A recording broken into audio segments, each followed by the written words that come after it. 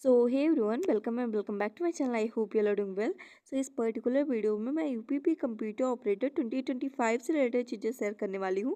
Basically I am a repeater, तो मैं इसमें 3 मंथ का टारगेट लेके चल रही हूँ। एंड अगर आप बिगनर हैं, आपको बेसिक से प्रिपेयर करते चलना है, तो आप इसमें 4 मंथ का टारगेट लेके चल सकते हैं। एंड अगर हम अपने एग्जाम मंथ की बात करें तो अप्रैल में होम गार्ड का एग्ज़ाम होने वाला है एंड जून में यूपीपी कांस्टेबल का एग्ज़ाम होने वाला है।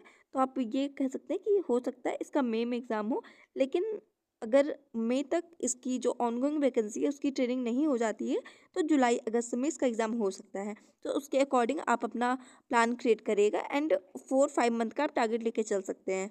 सो अगर किसी भी एग्ज़ाम की हम प्रिपेयर करते हैं, तो सबसे पहले एक और चीज़ें हम लोग को पता होनी चाहिए कि उस एग्ज़ाम का टारगेट स्कोर या फिर उस एग्ज़ाम का लेवल क्या है।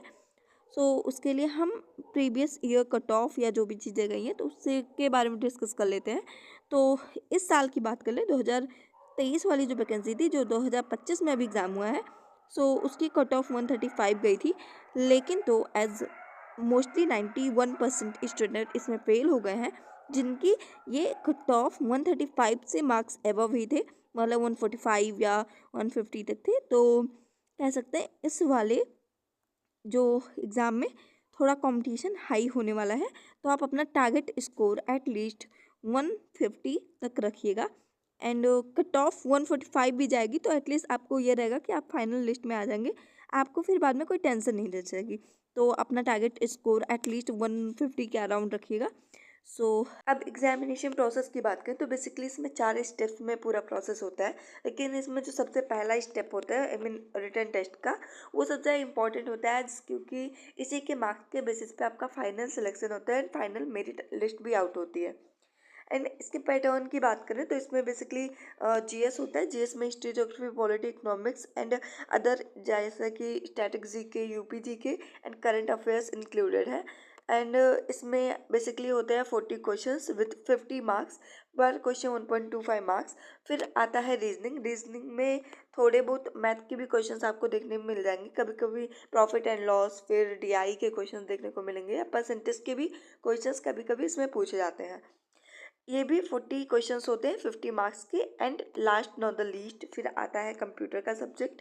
कंप्यूटर इसमें सबसे मोस्ट कहते हैं मेन रोल, लीडिंग रोल निभाता है, एज इसमें 80 क्वेश्चंस आते हैं विद 100 मार्क्स। एंड ये 80 क्वेश्चंस कह सकते हैं कि 50% ऑफ होल सिलेबस कवर करता है। सो ये सबसे इम्पॉर्टेंट हो जाता है कि आपको यहाँ पे सबसे ज़्यादा ध्यान देना होगा। एंड अगर ओवरऑल पैटर्न की बात कर लें तो 160 क्वेश्चंस होते हैं विद 200 मार्क्स, पर क्वेश्चन 1.25 मार्क्स। एंड इसमें निगेटिव मार्किंग नहीं होती है। एंड बाद में नॉर्मलाइजेशन होता है कि, लेकिन ऐसा अभी तक तो एक ही शिफ्ट में ये वाला एग्ज़ाम हुआ था, लेकिन इन फ्यूचर की क्या पता ये 2-3 शिफ्ट में लें, तो ऐसा कुछ हो सकता है। बाकी दैट्स इट। रिटन टेस्ट के बाद आता है आपका सेकेंड स्टेप, जो कि होता है computer typing. So computer typing में बेसिकली इसमें होता है इंग्लिश में 30 वर्ड पर मिनट, 15 मिनट के लिए होता है। दैट मीन्स इसमें 500 लगभग आपके पैराग्राफ में मिलता है। एंड जिसमें आपको 85% की एक्यूरेसी चाहिए होती है। एंड इंग्लिश के लिए क्वेटी का कीबोर्ड या क्वेटी लेआउट का कीबोर्ड आपको यूज़ करना होता है।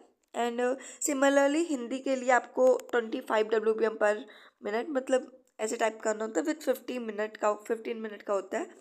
इसमें ओवरऑल 400 वर्ड्स देखने को मिलते हैं। इसमें भी सेम टू सेम इंग्लिश की तरह 85% की एक्यूरेसी चाहिए होती है।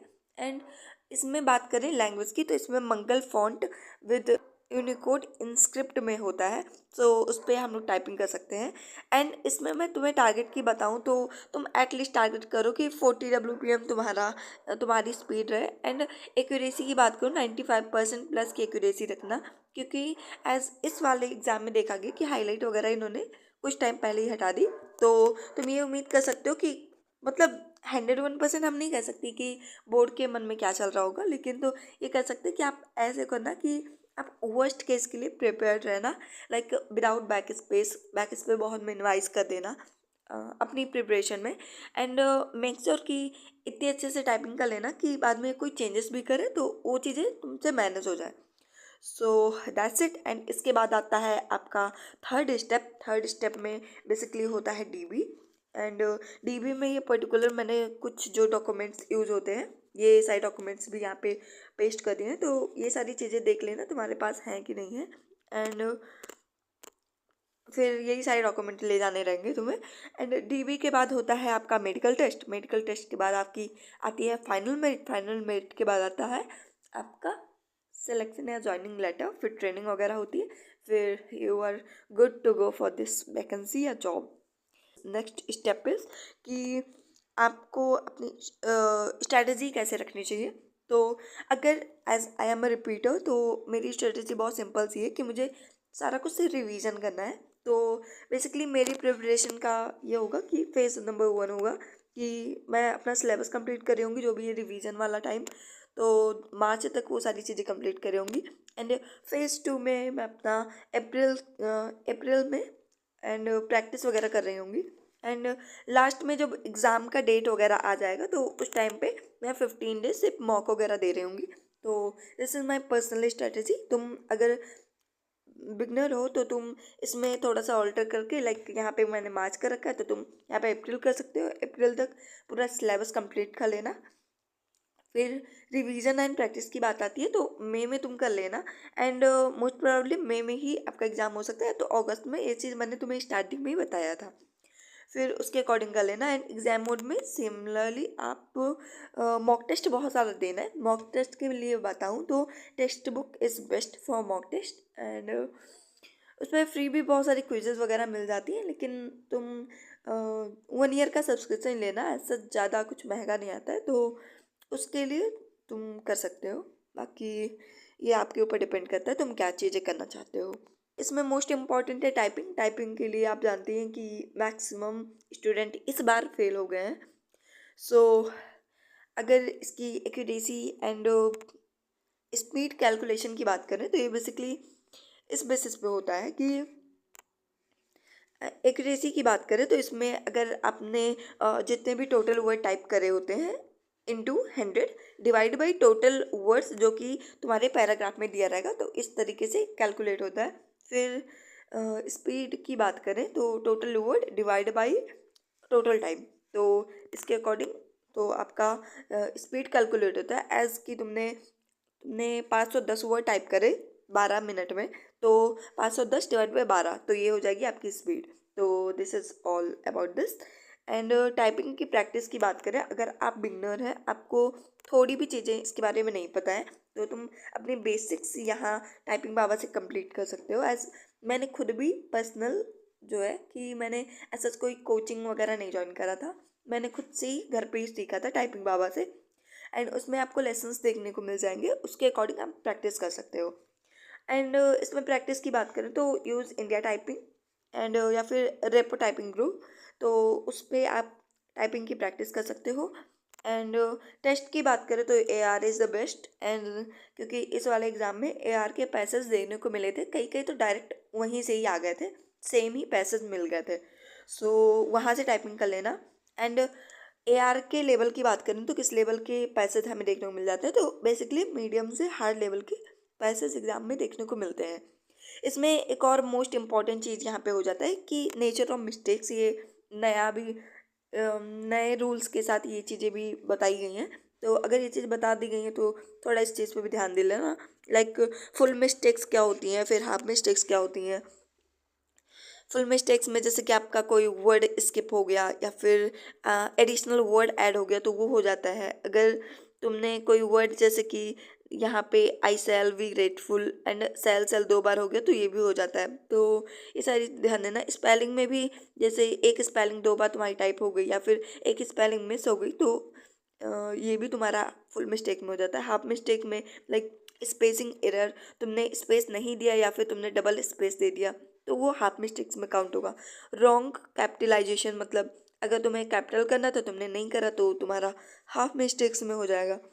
पंक्चुएशन मतलब लाइक तुम्हारा फुल स्टॉप, क्वेश्चन मार्क, ये सारी चीज़ें अगर तुमने नहीं दी हैं तो तुम्हारा हाफ मिस्टेक्स में हो जाएगा। फिर होता है ट्रांसपोर्टेशन एरर, तो ये होता है कि अगर तुम्हारा जैसे वर्ड होता है कि पहले आई होप की जगह होप आई या फिर आर कॉन्स्टिट्यूशन की जगह कॉन्स्टिट्यूशन आर ऐसे करके हो गया, तो ये हो जाएगा ट्रांसपोर्टेशन एरर, इसमें आपका हाफ मिस्टेक्स में काउंट होगा। So that's it. And paragraphic error भी एक होता है, तो इसमें भी चीज़ें आप देख सकते हैं, तो यहाँ पे सब कुछ लिखी है, मेंशन है, तो ये आप एक बार चेक कर लेना, अपने हिसाब से समझ लेना, तभी प्रैक्टिस स्टार्ट करना, ताकि बाद में तुमसे कोई गलतियाँ ना हो। So that's it. फिर बात करते हैं रिसोर्सेज की, क्या क्या सोर्सेज मैं फॉलो करने वाली हूँ, या फिर अगर आप बिगनर हैं तो ये चीज़ें आप भी फॉलो कर सकते हैं। बाकी लेट्स स्टार्ट कि क्या चीज़ें हैं। तो सोर्सेज की बात कर लें तो जीएस के लिए आई वुड सजेस्ट कि Parmar SSC is the best. अगर तुम्हें उनकी बुक फैटमैन वगैरह नहीं लेनी है तो फ्री ऑफ कॉस्ट मैंने अपने टेलीग्राम लिंक पे डाल रखा है, तो वहाँ से जाके देख सकते हो। एंड अगर तुम्हें बुक वगैरह नहीं पढ़ना है तो इनकी इस एग्ज़ाम के लिए इनकी वन शॉट्स भी इनफ होती हैं, like history, geography, politics, economics, इन सारे सब्जेक्ट के लिए, तो वन शॉट्स देख लेना। एडिशनली अगर तुम हिंदी मीडियम के स्टूडेंट हो तो नवीन सर बेस्ट है, नवीन सर से तुम पढ़ सकते हो यूट्यूब पे, तुम RWA नवीन सर को जानते होगे। And one other source is, अगर तुम्हें बुक से पढ़ना है तो Lucent is good to go, as उसमें सारी चीज़ें कवर रहती हैं, तो लूसेंट भी एक अच्छा ऑप्शन हो सकता है। एंड मेक श्योर अगर ये ले रहे हो तो तुम एक ऑब्जेक्टिव लूसेंट भी ले लेना, एंड वहाँ से तुम डेली प्रैक्टिस करते रहना, वो चीज़ें ज़्यादा सही रहती हैं। फिर आता है एक मोस्ट इम्पॉर्टेंट जो होता है UPGK, तो UPGK में भी बहुत सारे क्वेश्चंस हमें देखने को मिल जाते हैं।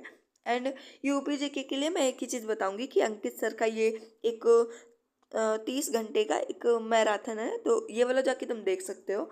एंड इसमें उन्होंने सारी चीज़ें कवर कर रखी हैं। सो एक यही वीडियो देख लेना, 2-3 बार रिवीजन कर लेंगे तो वो इनफ होगा इस वाले एग्ज़ाम के लिए। एंड अगर तुम्हें ऐसा कोई वीडियो वगैरह नहीं देखना है तो एक दृष्टि की PDF आती है, मैंने अपने पिछले वाली वीडियो में ये चीज़ें एक्सप्लेन भी कर रखी हैं कि उसे कैसे यूज़ करना है।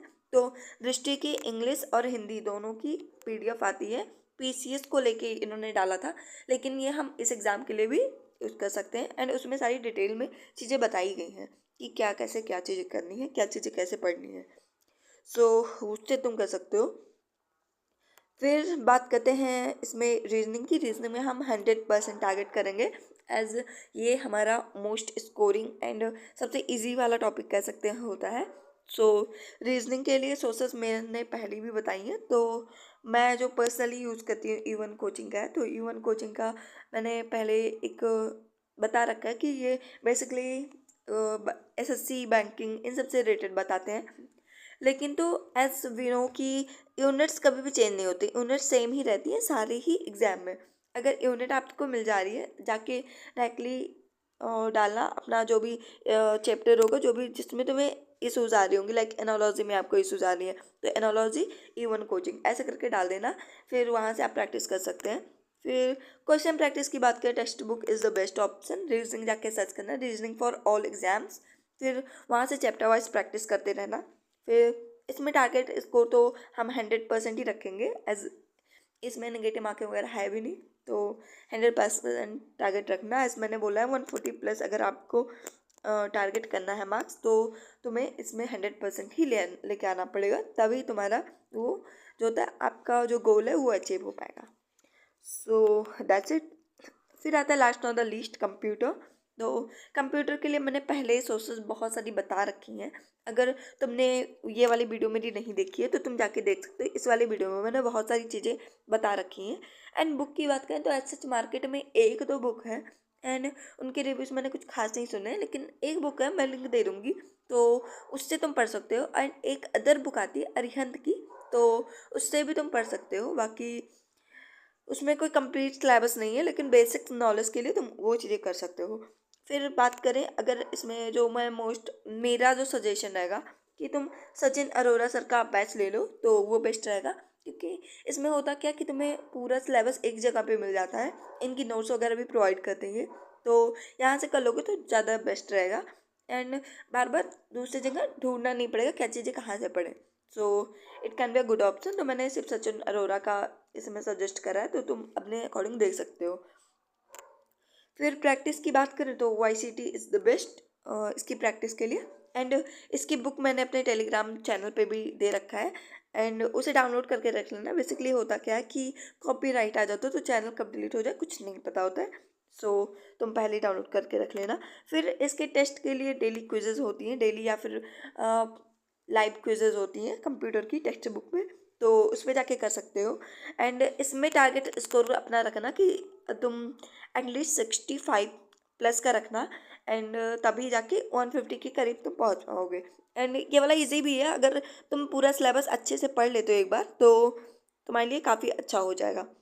So that's it for sources. And फिर लास्ट नॉट द लीस्ट मैं सजेस्ट करूँगी कि अगर तुम इस पर्टिकुलर एग्ज़ाम को लेके बैठ मत जाना, अदर एग्ज़ाम की प्रिपरेशन भी करते रहना। लाइक यूपी ट्रिपल एस से रिलेटेड काफ़ी वैकेंसीज आने वाली हैं, एंड कुछ आई हुई हैं लाइक लेखपाल वगैरह की। एंड अगर तुम यूपी ट्रिपल एस सी पेट में अपीयर हुए थे 2025 वाले में, स्कोर तुम्हारे अच्छे हैं, तो उस सब पे भी ध्यान देते रहना। जूनियर असिस्टेंट की भी वैकेंसी अभी आने वाली है, so be focused on that. And ये वाली पीडीएफ जिस पर मैंने सारी चीज़ें बता रखी है, वो मैं पीडीएफ अपने टेलीग्राम चैनल पे सेंड कर दूँगी, वहाँ से तुम चेकआउट कर सकते हो।